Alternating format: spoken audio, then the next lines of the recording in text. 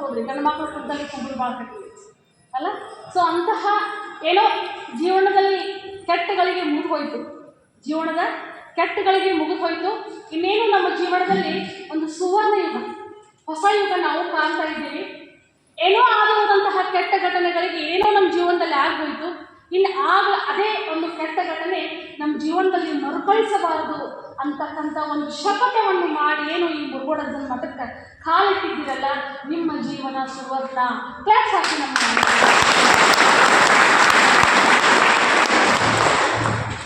ನೀವು ಸೇರ್ಕೊಂಡಂತ ಯಾರಾದ್ರೂ ಒಬ್ರು ಮಾತಾಡ್ತೀರಾ, ನನಗೆ ಇದು ಹೇಳ್ತಾರೆ ಈ ಮಾತುಗಳು ನನಗೆ ಭಾಷಣ ಆಗಲಾರ್ದ ನಿಮ್ಮ ಜೊತೆ ಮಾತಾಡೋದು ಖುಷಿ.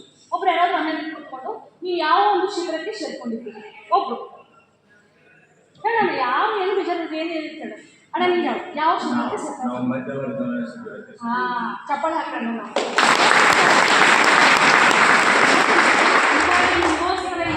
ಎಷ್ಟು ಚೆನ್ನಾಗಿ 3 ದಿನಗಳ ನಿರಂತರವಾಗಿ ನಮ್ಮ ಜೊತೆಗೆ ಪಾಠ ಭಜನೆ ಮತ್ತೊಂದು ಮುಗಿದೊಂದು ಹಗಲಿರುಳು ಶ್ರಮಿಸ್ತಾ ಇದ್ದಾರೆ.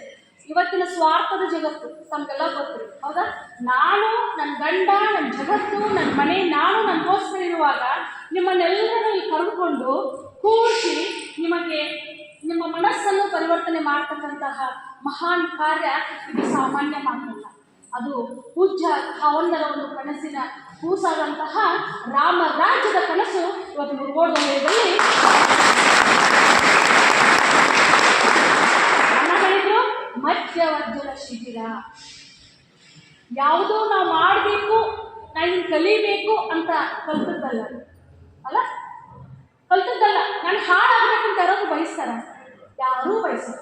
ನಾನು ಕೆಟ್ಟವನಾಗಬೇಕು, ಸಮಾಜದ ಮುಂದೆ ಕೆಟ್ಟವನಾಗಬೇಕು, ಹೆಂಡತಿ ಮಕ್ಕಳ ಮುಂದೆ ಸಣ್ಣವನಾಗಬೇಕು, ಮತ್ತು ನನ್ನ ಅಂತಂದ್ರ ಮುಂದೆ ಚಿಕ್ಕವನಾಗಬೇಕು, ನಾನು ಹೊಡಿಸ್ಕೋಬೇಕು, ಸಮಾಜ ನನ್ನನ್ನು ಬಂದ್ ಮಾಡಿ ಈಗ ಹುಡುಕ ಅಂತ ಯಾರೂ ಹೊಡಿಸ್ಕೊಳ್ಳಿಕ್ಕೆ ಇಷ್ಟಪಡೋಲ್ಲ. ಯಾವುದೋ ಒಂದು ಸಂಘ ದೋಷ, ಯಾವುದೋ ಒಂದು ಸಹವಾಸ ದೋಷ, ಹೇಗೋ ಒಂದು ಕೆಟ್ಟ ಪರಿಸ್ಥಿತಿ ನಿಮ್ಮ ಜೀವನದಲ್ಲಿ ಬಂದಿತ್ತು. ಆ ಬಂದಂಥದ್ದನ್ನು ಇನ್ನು ನಿಮ್ಮೊಳಗಿರ್ತಕ್ಕಂತಹ ಮದ್ಯ ಎನ್ನುವ ಭೂತ ಏನು ಹೇಳ್ತಿರುತ್ತೆ, ಮದ್ಯ ಎನ್ನುವ ಭೂತ ನಮ್ಮ ಹಳ್ಳಿ ಭಾಷೆ ಒಳಗೆ ದೆವ್ವ ಅಂತ ಹೇಳ್ತಾರೆ, ಹೌದಲ್ಲ? ಸೊ ಅಂತಹ ದೆವ್ವ ನಮ್ಮ ಕಡೆಯಿಂದ ಹೊರಗೆ ಹೋದಾಗ ಅದಿದ್ದಾಗ ಹೇಗಿದ್ವಿ, ಅದನ್ನು ಬಿಟ್ಟ ಮೇಲೆ ನಮ್ಮನ್ನು ಸಮಾಜ ಯಾವ ರೀತಿ ಗೌರವಿಸ್ತಾ ಇದೆ, ಯಾವತ್ತು ಯಾರು ಕೈ ಮಾಡಿ ಹೊಡೆದಿದ್ರೋ ಇವತ್ತು ನಿಮಗೆ ನಮಸ್ಕಾರವಲ್ಲ.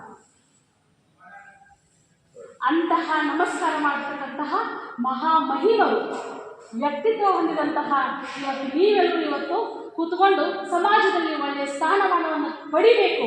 ಉಳಿದಿರೋದ್ರ ನಾವು ಕೂಡ ಅಣ್ಣವರ ಬರ್ರಿ ಮನೆಗೆ ಬಂದ್ರೆ ಒಳಗೆ ಬರ್ರಿ ಅಂತ. ಸೊ ಇದಕ್ಕಿಂತ ಮುಂಚೆ ಏನಾಗಿತ್ತು, ನಮ್ಮ ಜನ ಹೇಗೆ ಕಾಣ್ತಾ ಇದ್ದಾರೆ ಒಬ್ಬಟ್ಟೆ, ನಮ್ಮ ಜನ ಹೇಗೆ ಕಾಣ್ತಾರೆ? ಸೊ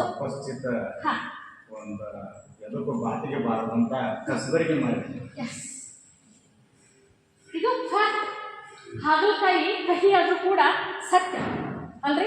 ಜನ ಹೆಂಗೆ ಕಾಣ್ತಿದ್ರು, ಕಟ್ಕೊಂಡಂತಹ ಹೆಂಡತಿ ಮಕ್ಕಳಿಗೆ ಗ್ಯಾಸ್ ಆಗ್ಬಿಟ್ಟು ಅವ್ರು ನಿಮ್ಮನ್ನು ವಿರೋಧ ಮಾಡಬೇಕು ಅಂತ ಮಾಡಲಿಲ್ಲ, ಸಮಾಜ ನಿಮ್ಮನ್ನು ತುಚ್ಛವಾಗಿ ಕಾಣಬೇಕು ಅಂತ ಕಾಣಲಿಲ್ಲ. ಯಾಕೆ ಹಾಗೆ ಕಾಣ್ತು? ನೀವು ಚೆನ್ನಾಗೇ ಇದ್ರಿ. ಹುಟ್ಟದ ಮನುಷ್ಯ ಯಾರಾದರೂ ತಪ್ಪು ಮಾಡ್ತಾನ? ತಾಯಿ ಗರ್ಭದಿಂದ ಬರುವಾಗ ಬಂಗಾರ ಮಳೆಗೆ ಮುತ್ತು ಅಂತ ಹೇಳ್ತಾರೆ. ಹಾಗೆ ನೀವು ಕೂಡ ಬಂದಿದ್ದು. ಬಂದಾದ ಮೇಲೆ ಯಾರದೋ ಮಾತಿಗೆ ಮತ್ತಾರದೋ ಸೌಹಾಸಕ್ಕೆ ಏನೋ ಒಂದು ಕೆಟ್ಟಗಳಿಗೆ ನಿಮ್ಮ ಜೀವನದಲ್ಲಿ ಬಂದಾಗ ಆ ಒಂದು ಮಧ್ಯೆ ಎಂಬ ದೂರ ಆಗಲಿಕ್ಕೆ ಇವತ್ತು ನಾವು ಗ್ರಹಿಸಬೇಕು ಅಂತ ಚಟ. ಇವತ್ತು ನಾವು ಮಾನಸಿಕವಾಗಿ ಇವತ್ತು ನಿಮ್ಗೊಂದು ಸಂಕ್ಷಿಪ್ತವಾಗಿ 4-5 ಇದನ್ನ ಹೇಳ್ತದ ಏನಪ್ಪಾ ಅಂತ ನೀವು ಹೇಗೆ ಚಟವನ್ನು ಬಯಸುತ್ತೆ